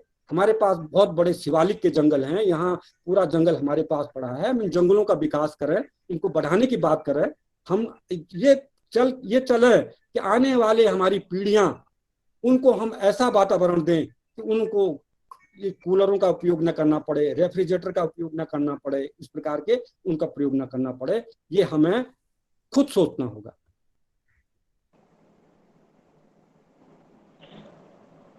सर, चौथा प्रश्न सत्यजीत गुप्ता द्वारा पूछा गया है, क्या सतत विकास कार्यक्रम विश्व में जैव विविधता को सुधार सकता है? हाँ, ये इसमें तो हमें जोड़ना ही पड़ेगा, इस कार्यक्रम को, जैव विविधता को जोड़ करके ही आगे बढ़ना होगा। क्योंकि जितने भी हमारे कार्यक्रम हैं, उन कार्यक्रमों में अब हमें लगता है कि हमें प्राथमिकता देनी होगी, और अपनी शिक्षा में भी हमें किसी प्राकृतिक संरक्षण की बात को ज्यादा महत्व देना होगा। क्योंकि जितने भी हमारे सतत विकास चल रहे हैं, उनमें हमें कहीं ना कहीं ऐसा विकास नहीं करना है जो विकास हमारे लिए हानिकारक हो, और उस विकास की हमें बहुत बड़ी कीमत चुकानी पड़ेगी।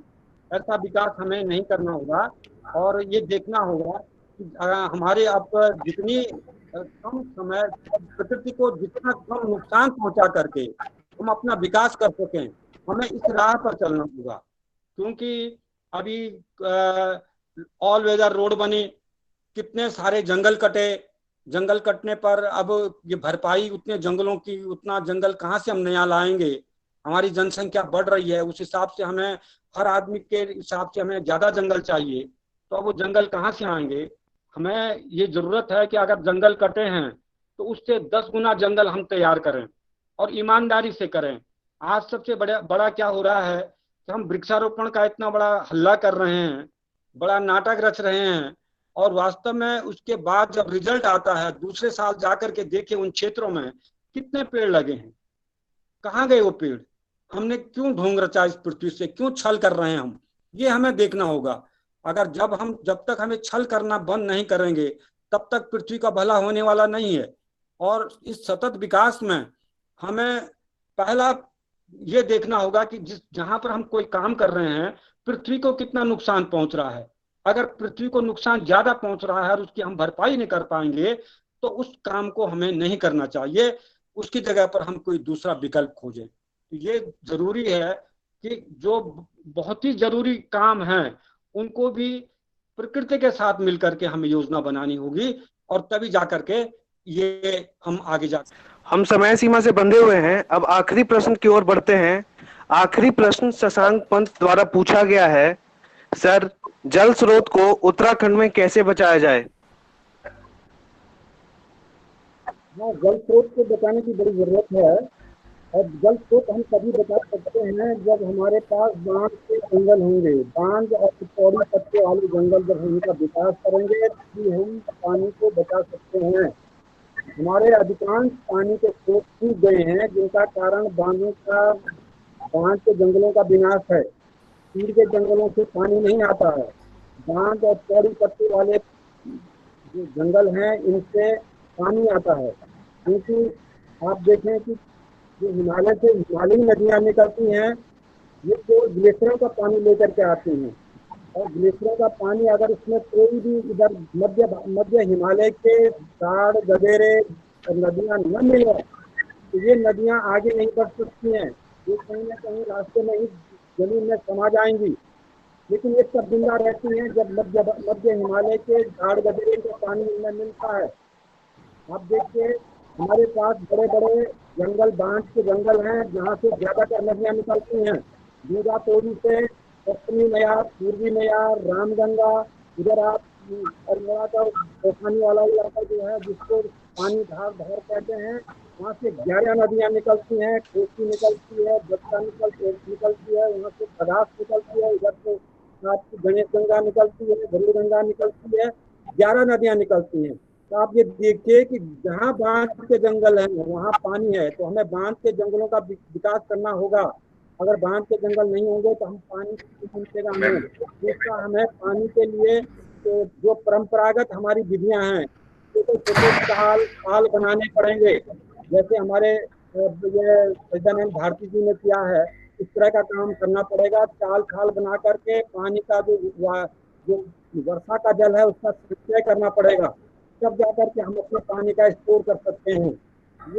ये कुछ पारंपरिक जो हमारे वो हैं, इनका वो करना पड़ेगा, हमें फिर से लाना पड़ेगा, इनकी तरफ जाना पड़ेगा। ताल तालाब और उनके बाहर अपने जो बरसात का जल है इनका संचय करके पानी की आपूर्ति करनी होगी, क्योंकि ये नदियां अब कुछ समय के बाद खत्म होने वाली हैं, क्योंकि नदियों के नीचे हमारा भूगर्भीय जल खत्म हो चुका है। जो एक्विफियर हैं वो बिल्कुल खाली हो चुके हैं। खाली इसलिए हुए कि अब इस जमीन के अंदर जो है पानी, जो एक बांज का पेड़ जो होता है 48 घंटे में 400 गैलन पानी जमीन को देता है। एक जो 40 वर्ष का स्वच्छ पेड़ होगा बांज का, आप बताइए इतने हिसाब से पानी आता है जमीन के अंदर इन बांध के जंगलों से। तो जब बांध के अंदर सारे खत्म हो गए, चीड़ी ने उनको निकल लिया, बांध के जंगल हमने काट दिए, बांध के जंगलों के जगह पर हम दूसरे जंगलों को उगा रहे हैं। वन विभाग जो है सिल्वर फिर का जंगल उगा रहा है, यूकलिप्टस का जंगल उगा रहा है, चीड़ का जंगल उगा रहा है। इन जंगलों का हम क्या करेंगे? हमें तो पानी वाले जंगल चाहिए, तो वो उनके लिए हम प्रयास करें, तभी जाकर के ये पानी जिंदा रह सकेगा, और उसके लिए हमें बहुत बड़ी लड़ाई लड़नी पड़ेगी। सर बहुत बहुत धन्यवाद सर सभी सवालों का बेबाक जवाब के लिए। अब मैं कार्यवाहक कुलपति उत्तरांचल विश्वविद्यालय professor doctor Rajesh Bahuguna sir को धन्यवाद प्रस्ताव के लिए आमंत्रित करूंगा। सर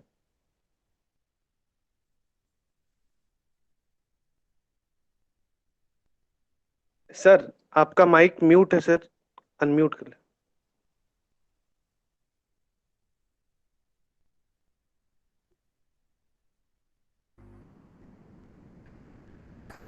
आज के जो वेबिनार हमारे सामने आई इतनी अर्थपूर्ण थी, बहुत ज्यादा अर्थपूर्ण थी, और मुझे एक बात आपसे शेयर करने का मन कर रहा है कि अधिकांश लॉ कॉलेज के बच्चे जब जुडिशियल सर्विसेज के रिटन एग्जाम को पास कर लेते हैं, जैसा कि इस महाविद्यालय से 50 से अधिक बच्चे विभिन्न राज्यों में जज बन चुके हैं, तो जब वो इंटरव्यू फेस करते हैं तो अक्सर मुझे ये सवाल पूछा जाता है, खासकर जब उत्तराखंड जुडिशियल सर्विसेज के लिए वो इंटरव्यू देने जाते हैं, कहते हैं सर कोई ऐसी पुस्तक बताओ जिसमें उत्तराखंड के बारे में पूरा लिखा हुआ हो, कोई ऐसी पुस्तक बताओ, कोई ऐसा इंसाइक्लोपीडिया बताओ, क्योंकि जब हम कमीशन के सामने जाते हैं तो लॉ तो हमें बहुत अच्छे से आता है, लेकिन उत्तराखंड के बारे में बहुत बारीक जानकारियों पे प्रश्न कर दिए जाते हैं,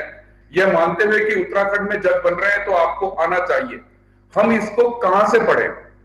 यकीन मानिए मैं आज तक कोई ऐसी कॉम्प्रिहेंसिव बुक नहीं बता पाया, लेकिन आज का जो वक्तव्य आया पद्मश्री आदरणीय रावत जी ने जो दिया है, जो आपने रिकॉर्ड किया है, मैं लैक सोसाइटी को साधुवाद भी देता हूं और उनसे ये कहता हूं कि ये आप अपने YouTube चैनल पे लगाएं, ताकि मैं ये कह सकूं कि वो इंसाइक्लोपीडिया मैंने पूरा का पूरा लॉ कॉलेज देहरादून के YouTube चैनल पे लगा दिया है, जो आपको उत्तराखंड के बारे में, विशेषकर जैव विविधता के बारे में वो बारीक जानकारियां आज मिल गई। ये आज का जो वक्तव्य था, मैती प्रथा से शुरू होकर के चिपको आंदोलन को टच किया गया, और यहाँ के तमाम पर्वत श्रृंखलाओं की जानकारी दी गई, और नेशनल पार्क जो दिए गए 6 के 6, किस पार्क की क्या विशेषता है वो बताई गई। सबसे बड़ी बात जो आरक्षित है हमारे यहाँ पे, हमारे बच्चे जो आसन बैराज से मात्र 6-7 किलोमीटर दूर रहते हैं और उन्होंने कभी शायद इसको जानने की कोशिश भी नहीं करी, जो एक पिकनिक के तौर पे वहां जाते हैं, कि ये जो आसन बैराज है ये यहाँ पे किस किस प्रकार के पक्षी आते हैं, किस तरह से संरक्षण होता है, किस तरह से वो प्रजनन करते हैं और अपने वतन को वापस जाते हैं। इसके अलावा दूसरी आरक्षित जो झिलमिल के बारे में हुई है, वो भी देहरादून से कोई ज्यादा दूर नहीं है। जब हम हरिद्वार से बिजनौर के रास्ते में निकलते हैं तो ये सारी की सारी चीजें, चाहे बावलगढ़ की बात हुई हो और यहाँ तक कि यहाँ के पशु पक्षी और विशेषकर जो ऐसी प्रजातियां हैं जो धीरे धीरे लुप्त हो रही हैं, चाहे वो कस्तूरी मृग की बात हो, चाहे राजाजी पार्क के हाथियों की बात हो, स्नो लेपर्ड की बात हो, कोबरा की बात हो और तमाम जंगली पक्षियों, तितलियों, भालू, सांबर, काकड़ और यहाँ तक कि जो फिश ईगल जैसे बहुत कम लोग जिसकी जानकारी रखते हैं, बारहसिंगा वगैरह, ये तमाम चीजें और विशेषकर डोडो पक्षी और उसका इतना बड़ा योगदान, उसका फिर लुप्त होना, ये तमाम चीजें वो जानकारियां थी कि जो उत्तराखंड के बारे में अगर कोई बता सकता है तो वो श्री रावत जी बता सकते हैं और इसके लिए मैं आपका बहुत बहुत धन्यवाद करता हूं। दूसरी विशेष बात जो रही, आज प्रश्न इतने अर्थपूर्ण प्रश्न थे, मुझे नहीं लगता इससे ज्यादा समकालीन प्रश्न कोई हो सकते हैं। कोरोना वायरस की बात की गई और उसको किस तरह से अवसर के, उसके दूसरे पक्ष को कि हमने उससे क्या शिक्षा ली और प्रकृति का हमें कौन सा रूप दिखाई दिया, वो बताया गया। तमाम चुनौतियां जो आज हमारे सामने है, जो पर्यावरण विदों के सामने है, वो बताई गई। सतत विकास पे बात हुई और सबसे बड़ी बात ये रही कि इसमें केवल प्रश्न खड़े नहीं हुए, समाधान दिए गए। और बड़ा सवाल जो आज पूरे देश और दुनिया के सामने है वो है जल की समस्या। कहा जाता है कि ऐसा ना हो अगला विश्व युद्ध जल के लिए हो जाए, तो बांझ जैसे वृक्ष की महत्ता को बताते हुए कि 48 घंटों में वो कितना जल हमें दे रहा है और हम उसे खोते जा रहे हैं, इन तमाम चीजों पे बात हुई। एक और बड़ी बात हुई इसमें, जो कुछ शब्द ऐसे आए हैं जो आदरणीय कल्याण सिंह रावत जी ने स्वयं कहे हैं, मैं उन्हें बड़ी बारीकी से नोटिस कर रहा था। जो मेरे छात्र जब बड़ी परीक्षाएं होती हैं उनका जवाब नहीं दे पाए, उसमें कुछ अवधारणाओं का जिक्र हुआ और एक अवधारणा जो कि एक बड़े कंपटीशन में पूछा गया था कि वृक्ष रेखा क्या होती है, व्हाट इज ट्री लाइन। वो आपने अपने वक्तव्य में बड़े सरलता से समझा दिया कि वृक्ष रेखा क्या होती है, वृक्ष रेखा कहां होती है और हिम रेखा क्या होती है, स्नो लाइन।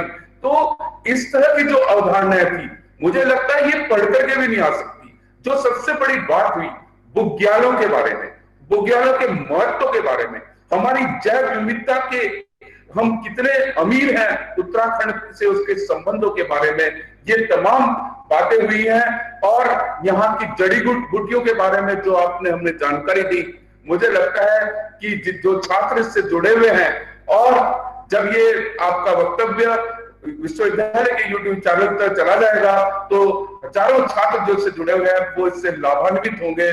मैं इसके साथ साथ आदरणीय रावत साहब आपका बहुत बहुत आभार करता हूं, आपको धन्यवाद देता हूं कि आपने हमारे छात्रों को इतनी जानकारियां दी है। और मेरा विशेष अनुरोध है कि जब कभी ये स्थितियां सुधरती हैं, हमारा आप तक निवेदन जाएगा, एक बार आप व्यक्तिगत रूप से इस विश्वविद्यालय में आकर के हमारे छात्रों से और हमारे शोधकर्ताओं से, क्योंकि हम इस पर एक शोध कार्य कर रहे हैं और जो शोध कार्य चल रहा है उस पर हमारा विश्वास है और हम चाहते हैं कि हम जो हमारी इंडिजिनियस और ट्रेडिशनल नॉलेज है और जो हमारे नैसर्गिक ज्ञान है उनका हम एक भंडार खड़ा करें। और जिस प्रकार आप जैसे लोगों ने ये पूरे देश को बता दिया, हम बताएं, हम भी बताने की कोशिश करें कि किस तरीके से कौन कौन सी नॉलेज यहाँ पर स्वतः ही पर्यावरण की रक्षा के लिए बनाई गई थी और फॉलो हो रही थी।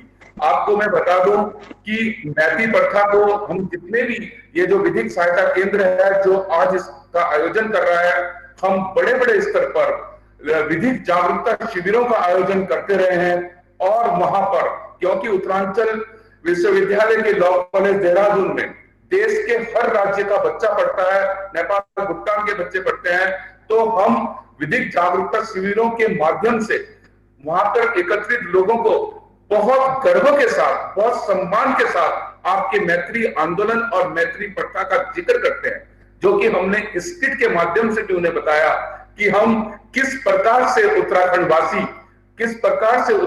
वासी पर्यावरण में सीधा सीधा योगदान करते हैं।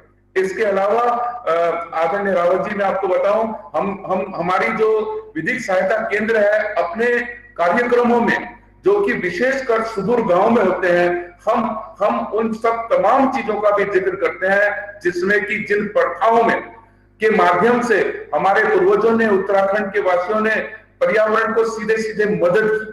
अगर मैं एक प्रथा का वर्णन आपसे करूं, जैसे हम उनसे बताते हैं कि उत्तराखंड के जो लोग हैं, जो समझदार हैं और जिन्हें यहाँ के सरोकारों से मतलब है, अगर आप किसी बुजुर्ग को कहोगे कि दिन छिपने के बाद वृक्ष की डाली तोड़ दो, तो वो आपको साफ मना कर देगा, क्योंकि दिन छिपे हमारे यहाँ वृक्ष नहीं तोड़ते। तो इस पे कहीं बिना कानून बनेगी, स्वतः ही हमारे लोगों ने ये किया है और आप जैसे लोगों ने इसको आगे बढ़ाने की कोशिश की है। तो मैं इसलिए भी ये बात कह रहा हूं कि इस शोध कार्य में हमें आपकी बहुत बहुत आशीर्वाद और मदद की जरूरत पड़ेगी। मैं पुनः धन्यवाद करता हूं आपका। और इस कार्यक्रम को बहुत अच्छे तरह से सुदीप चंद्रा ने होस्ट किया है, उसको मेरा बहुत आशीर्वाद और बधाई। और जो इसके अध्यक्ष हैं वैभव नियाल जी और उनकी पूरी टीम को इसकी बधाई। मैं देख रहा हूं प्राचार्य महोदय यहाँ पे हैं, आपको और आपके संरक्षण को, नेतृत्व को मेरा बहुत बहुत आशीर्वाद और बधाई। और तमाम जो स्टूडेंट इसके साथ जुड़े हैं, मैं उनके कमेंट्स देख रहा था, उनको पार्टिसिपेशन करने के लिए और बहुत ही अर्थपूर्ण प्रश्नों को पूछने के लिए बहुत बहुत बधाई। धन्यवाद, बहुत बहुत धन्यवाद। Thank you. सत्र में उपस्थित आज के मुख्य अतिथि माननीय सम्मानित श्री कल्याण सिंह रावत, कार्यवाहक कुलपति उत्तरांचल विश्वविद्यालय, professor doctor Rajesh Bahuguna sir, कार्यवाहक प्रधानाध्यापिका, विभागाध्यक्षिका, law college professor Poonam Rawat ma'am, विभाग प्रभारी विधिक सहायता केंद्र वैभव नियाल सर और सभी प्रतिभागियों को धन्यवाद। आज का सत्र यहीं समाप्त होता है। आशा करता हूं कि आप सभी प्रतिभागी अगले सत्र में भी मौजूद रहेंगे। बहुत बहुत धन्यवाद। Thank you Sanjeev. Thank you so much sir.